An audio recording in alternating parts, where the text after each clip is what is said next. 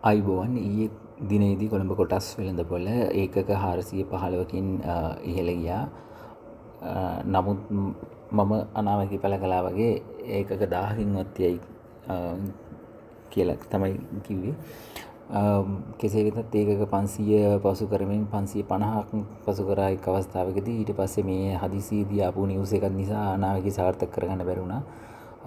ගොඩක් මේ අපි ලංකාවේ පැනික් වෙලා කට්ටිය හොගාලා සෙල් කරගෙන ගියා. නැත්තම් ඊයේ ඒ ටාගට් එකට බොහෝ විට යන්න ඉඩ තිබුණා. නමුත් මම බලාපොරොත්තු වෙනවා අද දිනේදී ඉතුරු ප්‍රමාණය ඒ කියන්නේ ඒකක 555ක් පමණ අද දිනේදී අත් කරගත්තොත් ඒ ඉලක්කයට යන්න පුළුවන් කියලා. ඇත්තටම මේ වෙලාවේ මේ දෙන්නේ buy and sell recommendation නෙමෙයි. මම ගත්ත අත්දැකීම් අනුව මම රීඩ් කරන විදිහට ඔයගොල්ලෝ ඒක පිළිගන්න යන්න එපා. මේක නිකන් ඔලුවට දාගන්න එච්චරයි. මම හැබැයි මේව නිකම්ම නෙමෙයි කිව්වේ. මේ හොඳට මට තේරෙන විදිහට අධ්‍යයනයක් කරලා. මොකද අල් Jazeera, CNN, BBC, Fox News ඔක්කොම මේ රාත්‍රී උරා ඒවත් අහලා ඒවා එක ටච් එකේ ඉඳලා තමයි ඒ වගේම මේ ඩොනල්ඩ් ට්‍රම්ප්ගේ ක්‍රියාවලිය මේ රීඩ් කරලා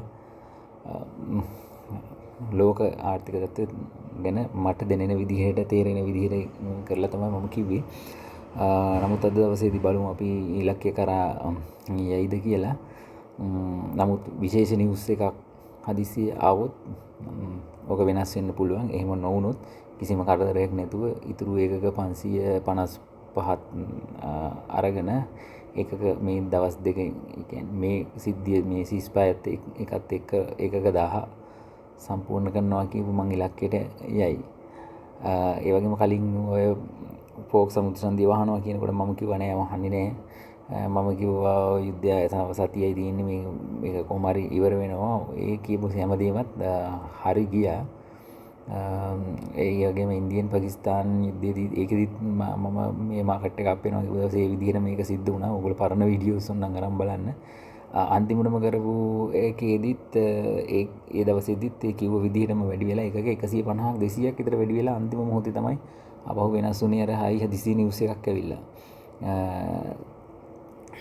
ඒ වගේම මම හිතනවා අද දවසෙත් පටන් ගන්නකොටම සෑහෙන්න ගිහිල්ලා මට්ටමකින් එකක 200ක්වත් උඩට ගිහිල්ලා පටන් ගනි. එතනින් එහාට ඔක අනිවාර්යයෙන්ම විශේෂ නිවුස් එකක් ආවේ නැත්තම් තමයි කියන්නේ ඉලක්කය අත් කර ගන්නවා. බොහොම ස්තුතියි.